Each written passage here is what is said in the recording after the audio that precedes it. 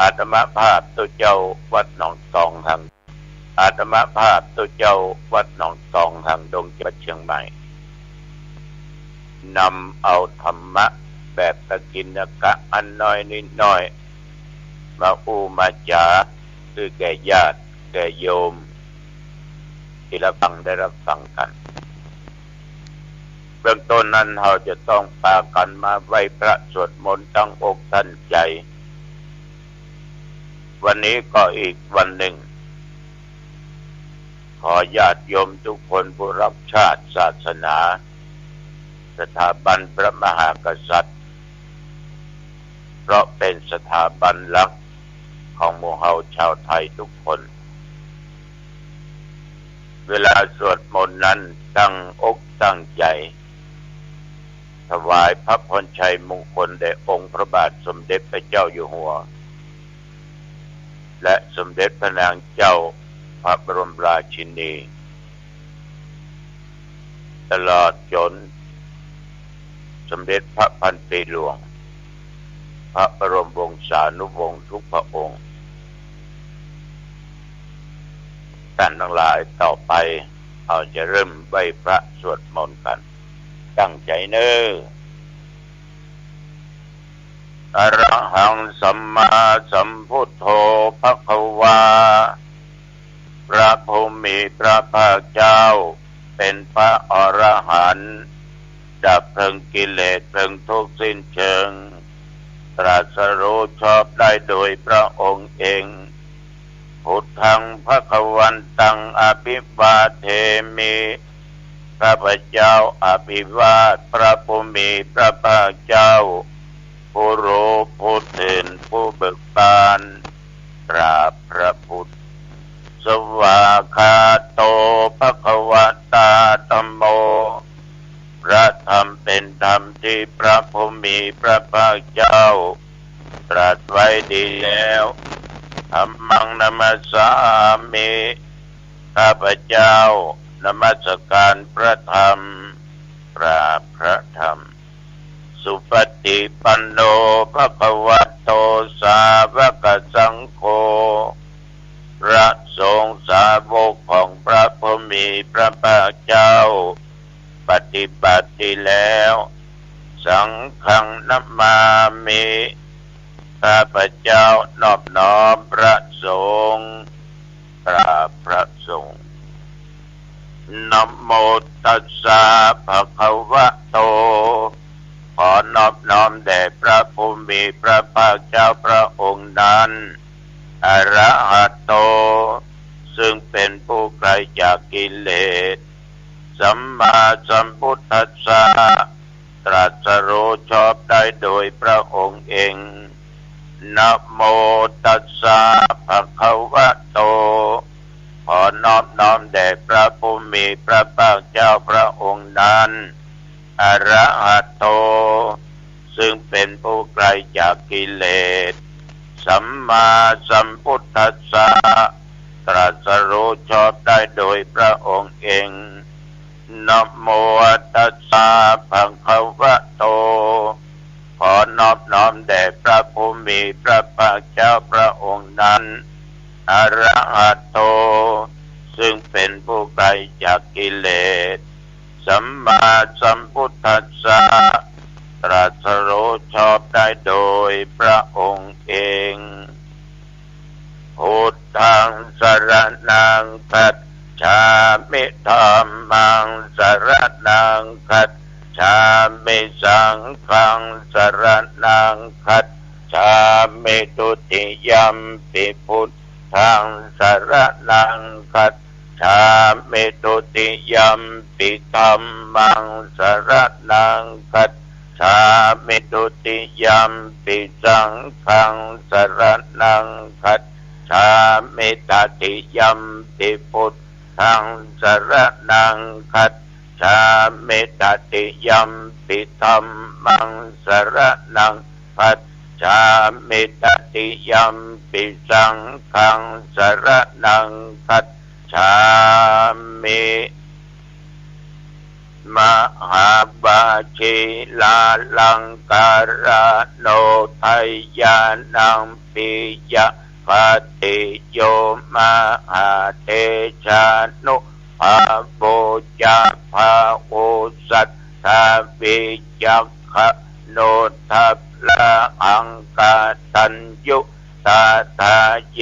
พุทธาทิทิภะคาระโว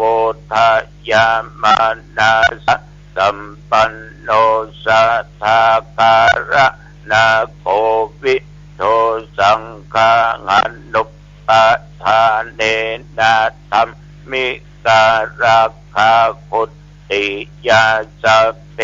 สังสะมะนานัมเปสัพเพสังราธาภาสินังสัพพะกิจจานิกาเรติสาราธิกาเนสัพพะโสภูปาลัตตากะลังเทกิอาเนเกงาปิมันติโตเศทัสสะละชะภาวาสะอนุรูปโภอะนินทิโยตัสสะมาทานินะโทยังสัมปุณณะปุญญาภาละมีวาระโมทาปิสิทโต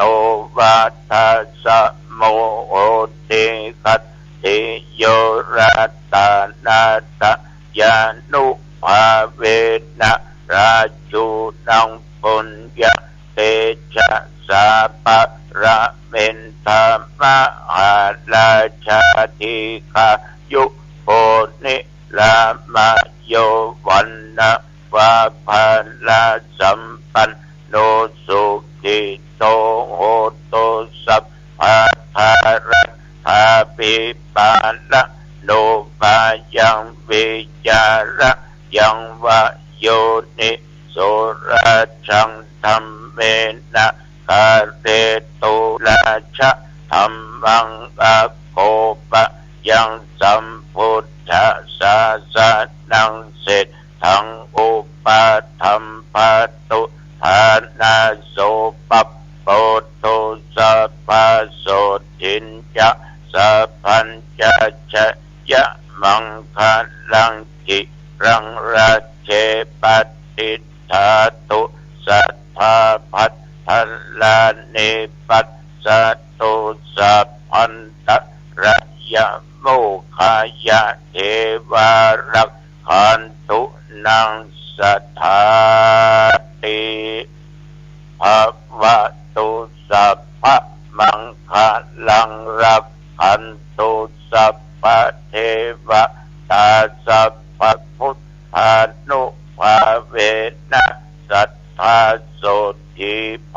วันตุเตภวะตุสัพพะมังคะลังรักขันตุสัพพะเทวตาสัพพะธรรมานุภาเวนะสัทธาโสติภวันตุเตภวะตุสัพพะมังคะลังรักขันตุสัพพะเทวตาสัพพะสังฆานุภาเวนะสัทธาโสติภวันตุเตขอถวายพระพรชัยมงคลแต่องค์พระบาทสมเด็จพระเจ้าอยู่หัวและสมเด็จพระนางเจ้าพระบรมราชินีพระราชชนีพันปีหลวงพระบรมวงศานุวงศ์ทุกพระองค์ขอทุกพระองค์นั้นจะมีพระสุขภาพพลามัยอันแข็งแรงมีพระเกษมสำราญทรงมีพระชนมายุยิ่งยืนนานได้120 พระพรรษายิ่งขึ้นไปขอถวายพระพรตวาคมอุตุได้แจ้งได้บอกไว้ว่าตั้งแต่เมื่อตะวันวา มาถึงปัจจุบันประเดี๋ยวนี้แถวบริเวณวัดหนองตองและใกล้เคียงไม่มีรายงานว่าฝนตกลมก็ไม่แรงปัจจุบันนี้อุณหภูมิ26 องศาแต่วันนี้เป็นต้นไปทางกรมอุตุประกาศว่าทางภาคเหนือของเราเนี่ย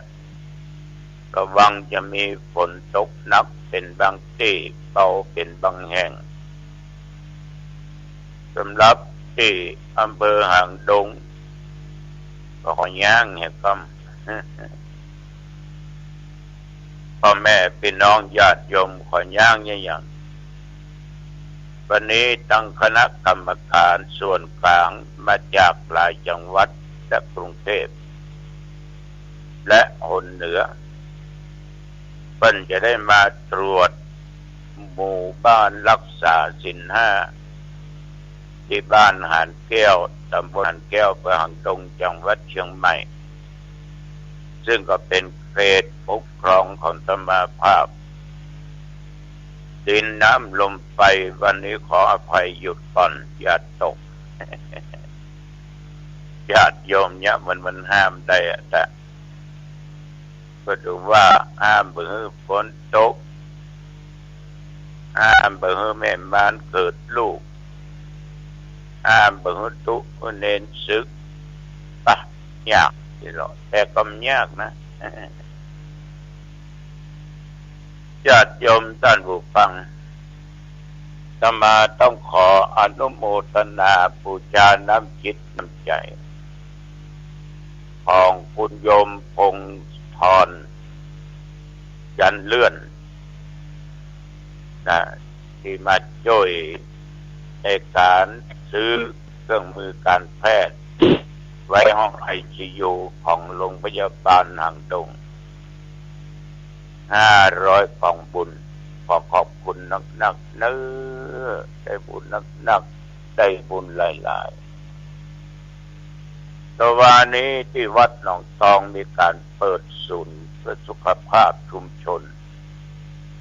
ในหมู่ที่3หนองตองก็มีท่านผอ.โรงพยาบาลหางดงรองสาธารณสุขจังหวัดเชียงใหม่ปลัดอาวุโสเอาสม.เทศบาลกำนันผู้ใหญ่บ้านพี่น้องประชาชนมาร่วมกันเมื่อตะวันนี้ก็มากพอสมควรเพราะว่าจะเป็นที่วัดตรวจเกี่ยวกับโรคภัยไข้เจ็บของประชาชนญาติโยมในหมู่บ้านและทั่วไปวัดความดันผ่องเจาะดูเบาหวานผ่องและอื่นๆอีกแต่จริงเคยเปิดมาหลายปีแล้วแต่ว่าโควิดมันก็เลยวิทย์ประตกปัดเสี่ยงมาเปิดกันใหม่ตะวันนี้เช่นเดียวกันเวลา9 โมงป่ายสักน้อยเนี่ยพระนายกก็นิมนต์ตุลุงไปปั่นตอนกันเนอะก็จะทานขันเข้าทานสังแก้ปีตายเก่าเน่าเมินก็เจวลงจากห้องที่ศรัทธาไปก็หันนะลงคันไดไปเรียบร้อยก้าวไป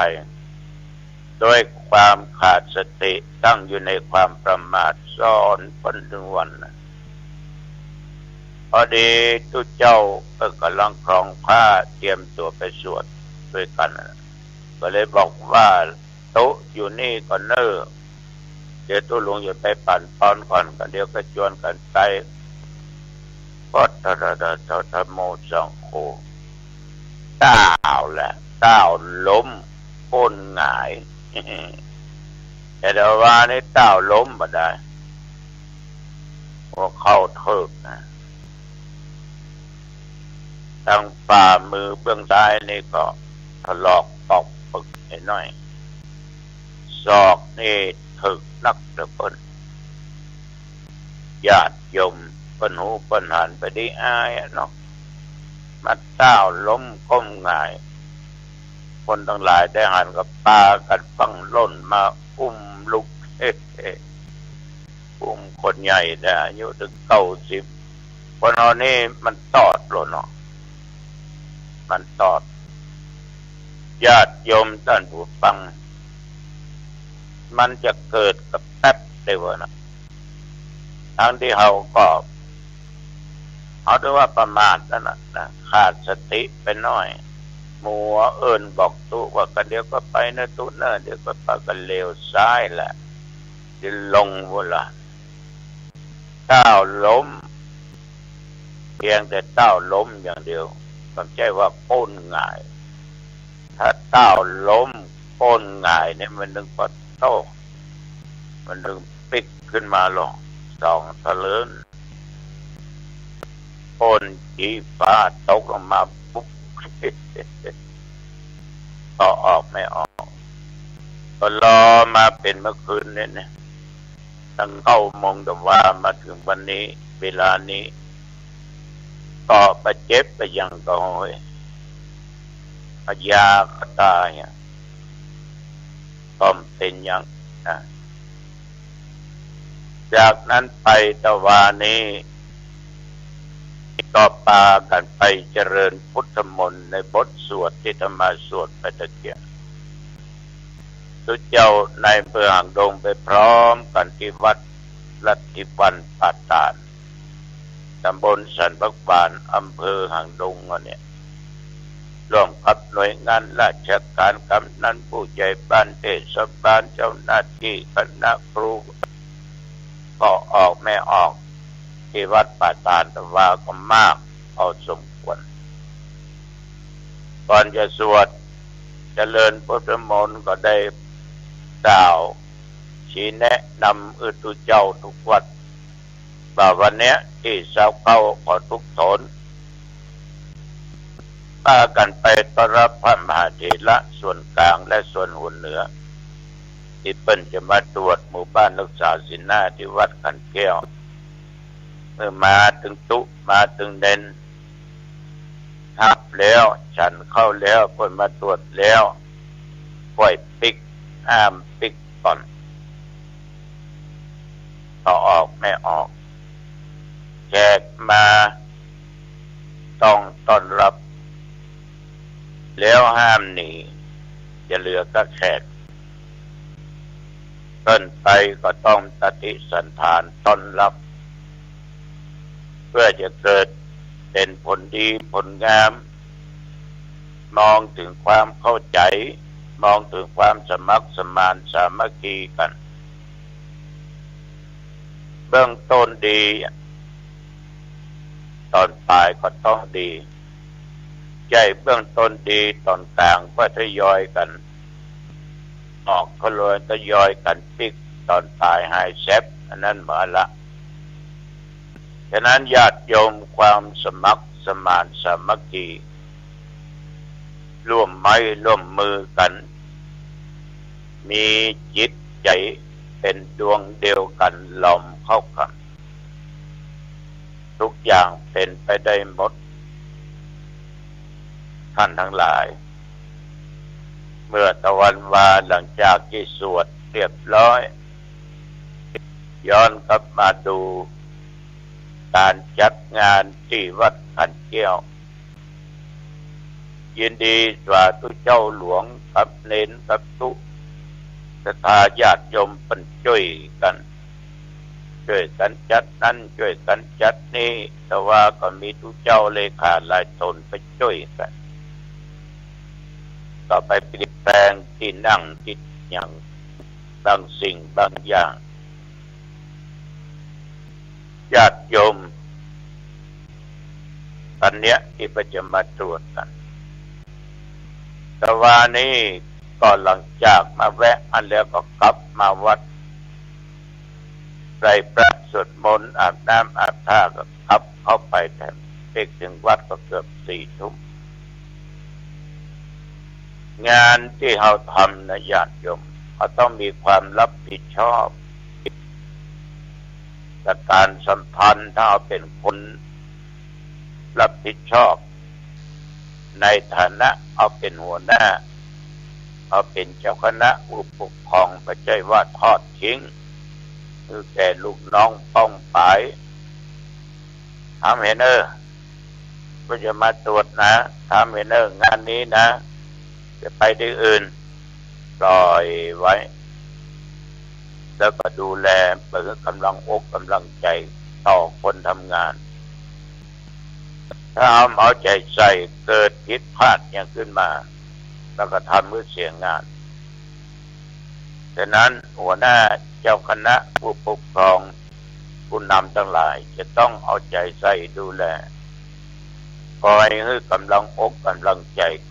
ต่อคนทำงานใจว่าละทิ้งปล่อยทิ้งเกิดว่าเขาเหล่านั้นมีปัญหาไม่สามารถแก้ได้มันก็จะเกิดความเสียหายเกิดขึ้นนี่ฝากไว้กับญาติกับโยมเนอะคนเราอยู่ด้วยกันเนี่ยก็ออกไม่ออกญาติโยมกันทั้งหลายเขาก็จะต้องที่เรียกว่าอยู่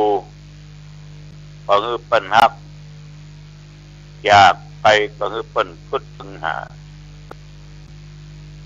ถ้าอยู่กับหมู่กับคณะแยะใหญ่ให้เขาฮักอยู่กับเพื่อนฝูงแยะใหญ่ให้เขาฮักแต่คำว่าฮักที่นี้อยู่ที่นี้คืออยู่ในทางดีสิ่งที่ดีฮักในทางดีไม่ใช่ฮักจักจุงไปในทางชั่วทางร้ายอันนั้นบ่เอาอยู่อย่างใดให้เขาฮักก็อย่างว่าแต่จะมีการวิ่งงานช่วยเหลือกันเพื่อแผ่กันนะเพราะคนเราได้อยู่เขาฮักเขาเคารพนับถือตายไปก็ดีจากไปก็ดีมันก็จะทำให้เขาคึดตึงหาเขาจะได้คึดตึงหาถ้าอยู่แล้วเขาจังมีแต่ทิฏฐิมีแต่มานะทะเลาะวิวาทสำคัญผิดว่าตัวเองเป็นคนผู้เป็นผู้ใหญ่เป็นคนมั่งคนมีก็ง้อหาไผนี่นะนักแต่เนอะฉะนั้นญาติโยมคำว่าบังง้อหาไผนี่มันได้คนเราเนี่ยใหญ่หึตึกหูหึตึกใจจะหูเห็นหมดนะบางครั้งต้องอาศัยความคิดความอ่านของคนอื่นลดทิฏฐิลดมานะลงอย่างจะมีจิตใจประกอบด้วยเมตตาธรรมปรารถนาดีคือความรักมีความเอื้ออารีซึ่งกันและกันประพฤติปฏิบัติดีเสมอต้นเสมอปลายมันเป็นการตัดการทะเลาะวิวาทกันบาดหมางจิตใจกันญาติโยมถ้ามีความทะเลาะวิวาทบาดหมางกันเนี่ยบังคับกันเนี่ยปนวันละไปก็ดีตายไปก็ดีพากันไปดีคอยแย่งทุกคนเอาไปเสียดายอาจจะสมน้ำหน้าตรงกรรมถ้าเกิดเรื่องอย่างเกิดขึ้นฉะนั้นญาติโยมยะจะใดเขาฮักยะจะใดเขาอะไรหาก็ขอฝากไว้เอาละวันนี้อุจาไปมาเป็นเวลาเป่าสมควรเนาะอายุวันโนสุขังพลังพบกันใหม่โอกาสหน้าเจริญพร